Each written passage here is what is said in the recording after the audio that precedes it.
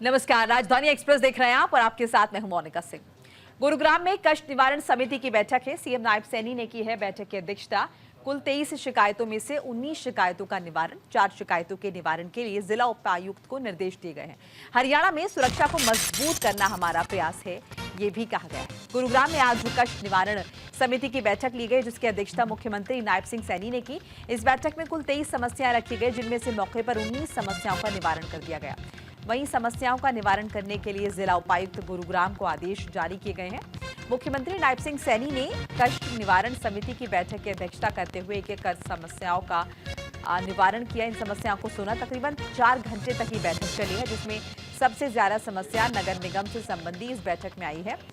नगर निगम के अधिकारियों को भी आदेश जारी किए गए हैं कि किसी भी तरह की लापरवाही नहीं बरती जाए और विकास कार्यों को गति दी जाए।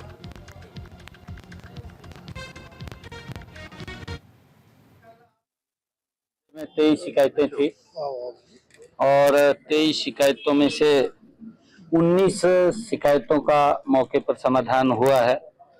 4 शिकायतें पेंडिंग रखी गई हैं और उनके कुछ कारण थे, उसको जांच के लिए हमने कहा है डीसी महोदय को कि आप उसकी जांच करके उसकी रिपोर्ट दें और अगली बार उसको देखेंगे। कई प्रकार की समस्याएं थी, जैसे आवासीय क्षेत्र में अवैध तरीके से कोई दूषित जल की बात है, पानी ठीक नहीं मिल रहा, सीवरेज की बात है, सीवरेज के साथ साथ एसटीपी की कोई विषय आए थे, उसको लेकर के विषय था, और शहर के अंदर स्वच्छता को लेकर के भी कई बातें आई। हमने कहा है कि इसको स्वच्छता को गति से काम को करें। गुरुग्राम के दौरे पर हरियाणा से CM Saini PWD rest house में कार्यक्रम का आयोजन हुआ है। कार्यक्रम में शामिल हुए हैं मुख्यमंत्री नायब सैनी। सीएम नायब सैनी ने बड़ी सौगात दी है। छात्रों के लिए बड़ी खुशखबरी है। गर्ल्स कॉलेज में बनेगा 100 बेड का हॉस्टल। 20 करोड़ रुपए की लागत से ये हॉस्टल बनेगा। विकास को गति देने की दिशा में बड़ा कदम है। हरियाणा के मुख्यमंत्री नायब सिंह सैनी आज गुरुग्राम दौरे पर हैं। उन्होंने पीडब्ल्यूडी रेस्ट हाउस में आयोजित कार्यक्रम के दौरान गुरुग्राम के विकास के लिए एक महत्वपूर्ण कदम उठाया है। इस अवसर पर power grid corporation of India limited, Faridabad और हरियाणा राज्य सीएसआर ट्रस्ट के बीच एक समझौता ज्ञापन पर हस्ताक्षर किए गए। इस एमओयू के तहत गुरुग्राम के बुनियादी ढांचे और विकास कार्यों को प्राथमिकता दी जाएगी। गुरुग्राम के सेक्टर 14 स्थित राजकीय गर्ल्स कॉलेज के लिए एक बड़ी घोषणा की गई है। पावर ग्रिड कॉर्पोरेशन और हरियाणा राज्य सीएसआर ट्रस्ट के बीच हुए एमओयू के तहत कॉलेज में 100 बेड का गर्ल्स हॉस्टल और एक आधुनिक शिक्षण ब्लॉक बनाया जाएगा। इसके अलावा यहाँ आईटी, चिकित्सा और संगीत के उपकरणों की भी आपूर्ति की जाएगी। मुख्यमंत्री सैनी ने बताया कि इस प्रोजेक्ट पर लगभग 20 करोड़ रुपए की लागत आएगी। उन्होंने कहा कि ये हॉस्टल छात्राओं के लिए एक सुरक्षित और आधुनिक आवास प्रदान करेगा, जिससे उनकी पढ़ाई और जीवन स्तर में सुधार होगा।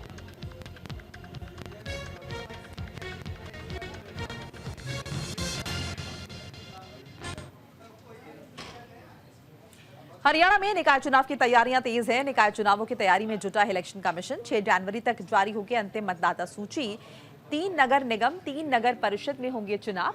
21 नगर पालिकाओं में भी होंगे चुनाव। नगर निगम गुरुग्राम, फरीदाबाद, मानेसर में होंगे चुनाव। नगर परिषद अंबाला कैंट, पटौदी, मंडी, सिरसा में चुनाव होंगे।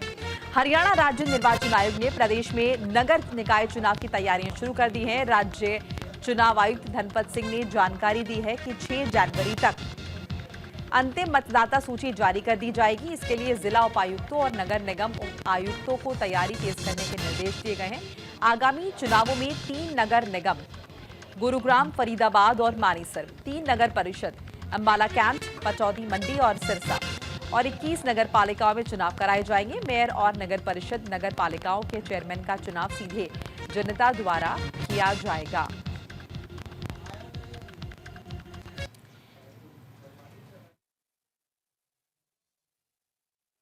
गांव के चुनाव काफी समय से ड्यू थे और किसी न किसी कारणवश उसमें देरी होती जा रही थी। मेन कारण एक उसमें यह भी था कि हमें भारत निर्वाचन आयोग से मतदाता सूचियां उपलब्ध नहीं हो पा रही थी डिजिटल फॉर्म में, क्योंकि हम स्थानीय नगर निकायों के चुनाव के लिए, पंचायती राज संस्थाओं के चुनाव के लिए जो भारत निर्वाचन आयोग द्वारा तैयार की गई मतदाता सूचियों का ही प्रयोग करते हैं, उसी को आगे हम वार्ड वाइज बांटते हैं। उसको हम मतदाता सूची निर्धारण कह सकते हैं या वोटर लिस्ट तैयार करने की प्रक्रिया कह सकते हैं। तो राज्य में 34 स्थानीय नगर निकाय हैं जिनके चुनाव ड्यू हैं, जिसमें 8 नगर निगम, 4 नगर परिषद और 22 नगर पालिकाएं हैं। फिलहाल जो हमें राज्य सरकार से जो मैंडेटरी कंसल्टेशन होती है, आवश्यक जो अनुशंसा होती है, वो 3 नगर निगमों के लिए, 3 नगर परिषदों के लिए और 21 नगर पालिकाओं के लिए प्राप्त हुई है। और ज्यादा इन्फॉर्मेशन के लिए हमारे साथ वीना अरोड़ा जुड़ चुकी है, हमारी सहयोगी। वीना, तैयारियां तेज हो चुकी हैं निकाय चुनाव की, क्या कुछ जानकारी? जी बिल्कुल, मैं बताना चाहूंगी कि हरियाणा निर्वाचन आयोग ने जो है निकाय चुनाव की तैयारियां आरंभ कर दी हैं, क्योंकि उनका ये कहना है कि ये जो निकाय चुनाव को लेकर जो तैयारियां चल रही थी, ये काफी समय से लंबित हो रही थी।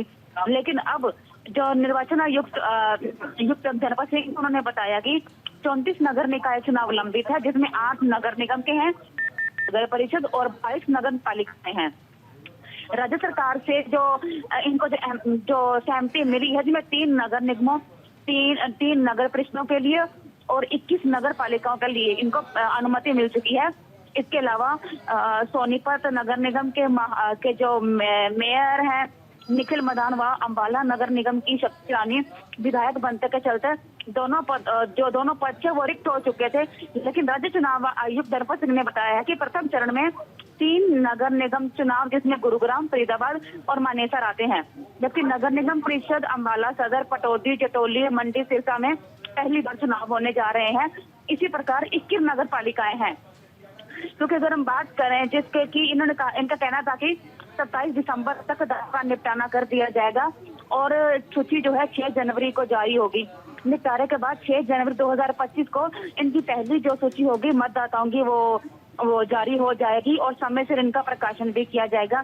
इसके अलावा अगर हम बात करें तो 25 से 28 दिन का समय लगता है और उम्मीद है कि फरवरी से पहले ही जो चुनाव जो है करवा सकते हैं। अच्छा वीना, तो प्रशासनिक स्तर की तैयारियों की बात की, अगर मैं उम्मीदवारों का जिक्र करूं तो उनके स्तर पर क्या कुछ तैयारियां यहाँ फिलहाल देखने को मिल रही है? जी बिल्कुल, जितने भी अधिकारी हैं उन्होंने अपने चुनावों को लेकर तैयारियां शुरू कर दी हैं। उन्होंने कहा है कि इसमें जो M2 EVM मशीनों का प्रयोग किया जाएगा। मशीनों जो है फर्स्ट लेवल की चेकिंग भारत की heavy electronics limited, electronic corporation of India व इंडियन टेलीफोन इंडस्ट्री द्वारा करवाई जाएगी। इसके अलावा जितने भी जो मतदाता होंगे उनके जो उनसे जो लिखित में जो उनके कागजात मांगे जाएंगे उनको पूरे करने होंगे। चलिए, शुक्रिया वीना अरोड़ा तमाम बातचीत जानकारी के लिए आपका। आगे बढ़ जाते हैं। किसान आंदोलन के समर्थन में उतरे राकेश टिकैत। किसान आंदोलन को राकेश टिकैत का सपोर्ट है। डल्लेवाल के किसान आंदोलन को BKU का, भारतीय किसान यूनियन का समर्थन है। राकेश टिकैत कल खनौरी बॉर्डर जाएंगे। किसान नेता जगजीत सिंह डल्लेवाल से मुलाकात करेंगे। पंजाब हरियाणा बॉर्डर पर चल रहे किसान आंदोलन में अब बाकी किसान संगठनों की भूमिका महत्वपूर्ण रूप से बढ़ने जा रही है। भारतीय किसान यूनियन ने खनौरी बॉर्डर पर चल रहे इस आंदोलन को अपना पूरा समर्थन देने का ऐलान कर दिया है। इस फैसले से आंदोलन को एक नया मोड़ मिल सकता है, क्योंकि अभी तक संयुक्त किसान मोर्चा और इसके घटक किसान संगठन इस आंदोलन से दूर रहे हैं। भारतीय किसान यूनियन के राष्ट्रीय प्रवक्ता राकेश टिकैत ने ऐलान किया है कि शुक्रवार को खनौरी बॉर्डर पर पहुंचकर किसान नेता जगजीत सिंह डल्लेवाल से मिलेंगे। ये मुलाकात अहम मानी जा रही है, क्योंकि इसमें भारतीय किसान यूनियन लाखोवाल के प्रमुख हरिंद्र सिंह लाखोवाल और भारतीय किसान यूनियन हरियाणा के अध्यक्ष रतन मान के साथ साथ और भी किसान जत्थों के नेता शामिल होंगे। भारतीय किसान यूनियन ने एक स्टेटमेंट जारी करते हुए कहा है कि जब केंद्र सरकार ने 3 कृषि कानून पारित किए थे, तब देश भर के किसानों ने एकता दिखाते हुए इन काले कानूनों का विरोध किया था। दिल्ली के चारों तरफ बॉर्डर्स को घेरकर 13 महीने तक चले इस आंदोलन के चलते सरकार को इन कानूनों को वापस लेना पड़ा। उस वक्त संयुक्त किसान मोर्चा और सभी किसान जत्थेबंदियों ने अहम भूमिका निभाई थी, जिससे यह आंदोलन सफल हुआ था। तो भारतीय किसान यूनियन ने भी अपना समर्थन दे दिया है। राकेश टिकैत ने अपना समर्थन दे दिया है। राकेश टिकैत कल खनौरी बॉर्डर जाएंगे और जाहिर है इससे किसानों को, तमाम किसानों को बल मिलेगा जो प्रदर्शन कर रहे हैं, अपनी मांगों को लेकर धरने पर हैं। हरियाणा पंजाब के खनौरी बॉर्डर पर मरण व्रत पर बैठे किसान नेता जगजीत सिंह डल्लेवाल का आज 17वां दिन है। दिन ब दिन उनकी सेहत बिगड़ती जा रही है उनकी सेहत पर नजर रखने वाले निजी डॉक्टर्स ने बताया है कि उनका वजन 12 किलो से ज्यादा जो है वो कम हो चुका है। उनकी किडनी कभी भी फेल हो सकती है और दिल का दौरा भी उन्हें पड़ सकता है। डल्लेवाल की हालत बिगड़ने के साथ ही किसानों ने उनकी सुरक्षा भी बढ़ा दी है। बुधवार रात को किसान नेताओं ने खनौरी बॉर्डर से एक वीडियो संदेश जारी किया है, जिसमें कहा गया है कि उन्हें सूत्रों से जानकारी मिली है कि केंद्र सरकार किसानों पर हमला कर डल्लेवाल को हिरासत में ले सकती है, इसीलिए डल्लेवाल की सुरक्षा बढ़ा दी गई है। बता दें कि जगजीत सिंह डल्लेवाल पिछले सालों से कैंसर से पीड़ित हैं, लेकिन उसके बावजूद वो मजबूती के साथ किसानों और जमीन को बचाने के लिए अपनी जिंदगी दांव पर लगाने का फैसला कर चुके हैं। हमने जब उनसे बात करी है और हमने जो उनकी रिपोर्टें देखी हैं, उनमें रिपोर्टों में किडनी डैमेज है और साथ में उनके बहुत पूरी बॉडी में बहुत ज्यादा वीकनेस है। कल रात को भी जब वो उठे थे तो अपना बैलेंस संभाल नहीं पाए और वो गिरने वाले थे। जो उनके साथ लोग थे उन्होंने उनको गिरने से बचाया है।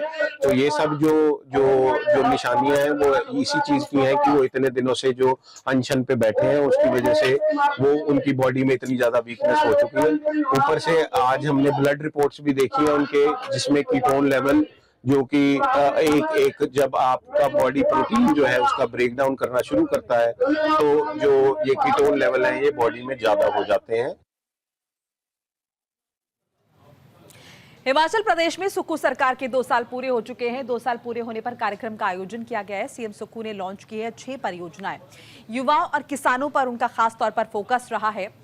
तो देखिए, हिमाचल प्रदेश के मुख्यमंत्री ठाकुर सुखविंदर सिंह सुक्खू की कांग्रेस सरकार के 2 साल पूरे होने के उपलक्ष्य में बिलासपुर के लुहणू मैदान में कार्यक्रम का आयोजन किया गया। कार्यक्रम के दौरान 6 नई योजनाओं की शुरुआत की गई और लाभार्थियों को वित्तीय सहायता वितरित की गई। प्राकृतिक खेती को बढ़ावा देने के उद्देश्य से मुख्यमंत्री ने प्राकृतिक खेती पद्धतियों का उपयोग करके उगाए गए मक्के से तैयार हिमभोग आटा पेश किया। सरकार ने राज्य के 10 जिलों के 1506 किसानों से 398 मीट्रिक टन मक्का खरीदा और उनके बैंक खातों में सीधे 1.20 करोड़ रुपए ट्रांसफर किए। हिमाचल प्रदेश में गेहूं 40 रुपए प्रति किलो और मक्का 30 रुपए प्रति किलो के लिए देश में सबसे अधिक समर्थन मूल्य की पेशकश के साथ 35,000 हेक्टेयर में 1.98 लाख से ज्यादा किसान प्राकृतिक खेती में लगे हुए हैं। तो सुक्खू सरकार के 2 साल पूरे हो चुके हैं। इस मौके पर कार्यक्रम का आयोजन हुआ है और इस दौरान 6 परियोजनाएं जो हैं वो सुक्खू सरकार की तरफ से लागू हुई हैं। मुख्यमंत्री सुक्खू ने इन परियोजनाओं का ऐलान किया है और खास तौर पर अगर आप देखें तो युवाओं और किसानों पर उनका फोकस रहा है। उनके हित में 6 परियोजनाओं का ऐलान किया गया है। नेता प्रतिपक्ष जयराम ठाकुर ने कांग्रेस पर निशाना साधा है। 2 साल पूरे होने पर कांग्रेस पर निशाना साधा गया है। 2 साल के जश्न मनाने में 25 करोड़ फूंक दिए। जयराम ठाकुर का उप मुख्यमंत्री पर पलटवार। नैतिकता के आधार पर इस्तीफे की मांग की गई है। हिमाचल प्रदेश की सुखविंदर सिंह सुक्खू के नेतृत्व वाली सरकार ने बिलासपुर में 2 साल पूरे होने पर कार्यक्रम का आयोजन किया। इस दौरान पूर्व मुख्यमंत्री और नेता प्रतिपक्ष जयराम ठाकुर ने उप मुख्यमंत्री मुकेश अग्निहोत्री के निशाने पर वो रहे हैं। मुकेश अग्निहोत्री ने जयराम ठाकुर पर जमकर हमला बोला है। अब जयराम ठाकुर ने मुकेश अग्निहोत्री पर पलटवार किया है। तो सरकार और विपक्ष एक दूसरे पर आरोप प्रत्यारोप कर रहे हैं और इस बीच ये बता दें कि नैतिकता के आधार पर मुकेश अग्निहोत्री से आज ही इस्तीफा देने की मांग की गई है। साथ ही कार्यक्रम के दौरान उनके भाषण को कुंठा से ग्रस्त बताया है। जयराम ठाकुर ने कहा कि उप मुख्यमंत्री संतुलन खो बैठे हैं और नंबरदार वाली बात उन पर ज्यादा फिट बैठती है। उन्होंने कहा पूरा पिंड मुख जाएगा लेकिन उनकी बारी नहीं आएगी। नेता प्रतिपक्ष और पूर्व मुख्यमंत्री जयराम ठाकुर ने कहा कि उप मुख्यमंत्री संतुलन खो बैठे हैं। विपक्ष में रहते हुए वो रात में उठ वीडियो बयान जारी करते थे। जयराम ठाकुर ने कहा कि ना तो उन्हें सब्र है ना संयम है, ना ही उन्हें शर्म आती है। वो सत्ता में रहते हुए भी विपक्ष की भूमिका निभा रहे हैं।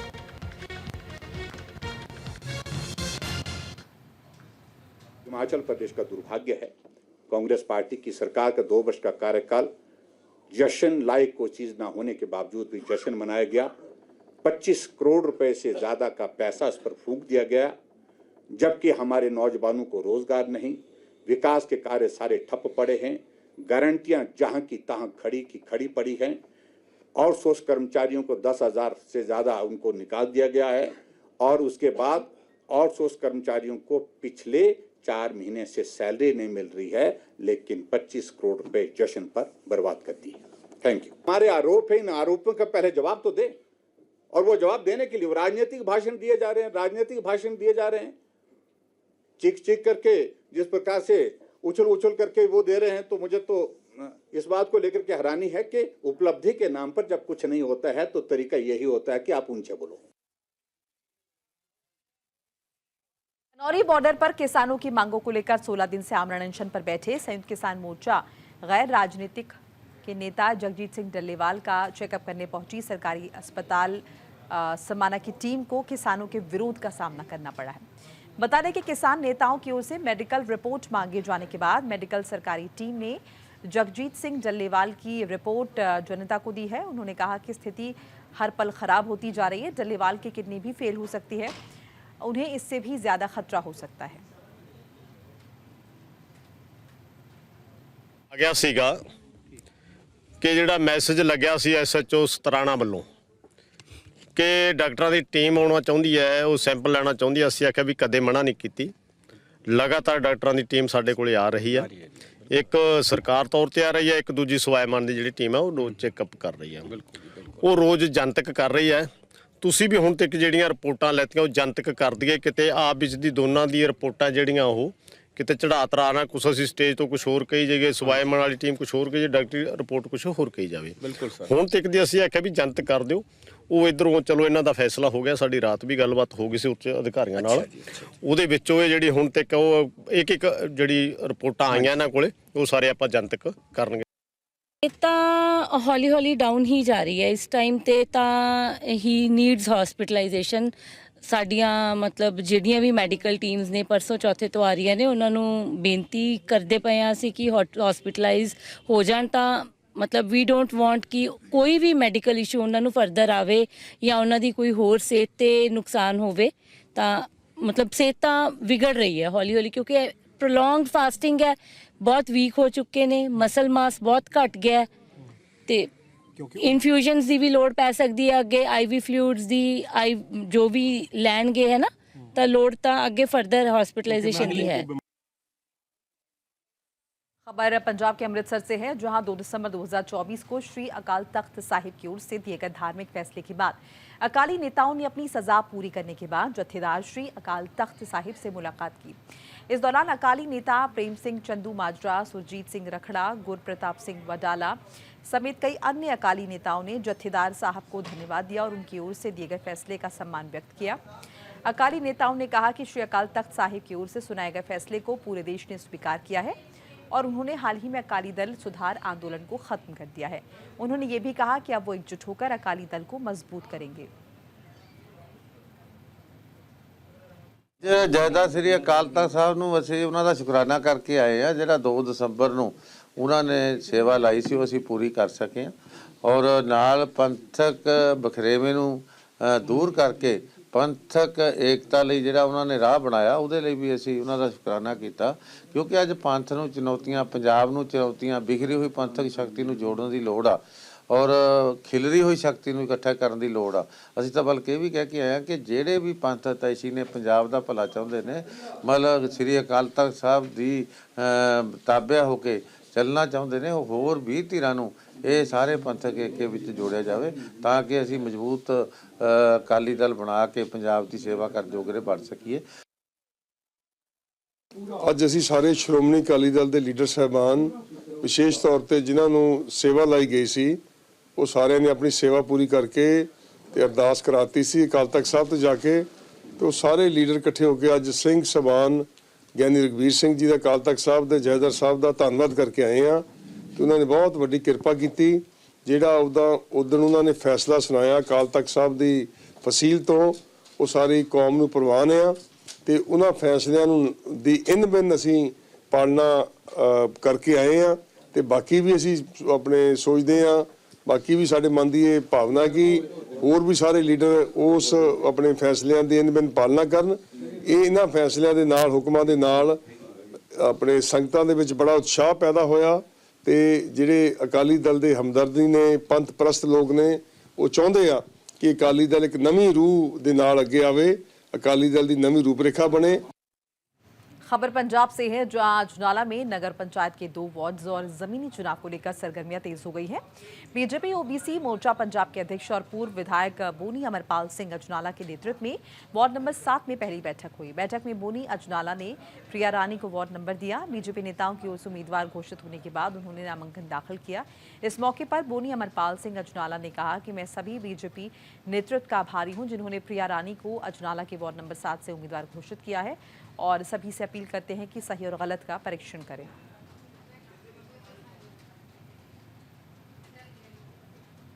और इसी के साथ ही इस बुलेटिन में फिलहाल इतना ही। नमस्कार।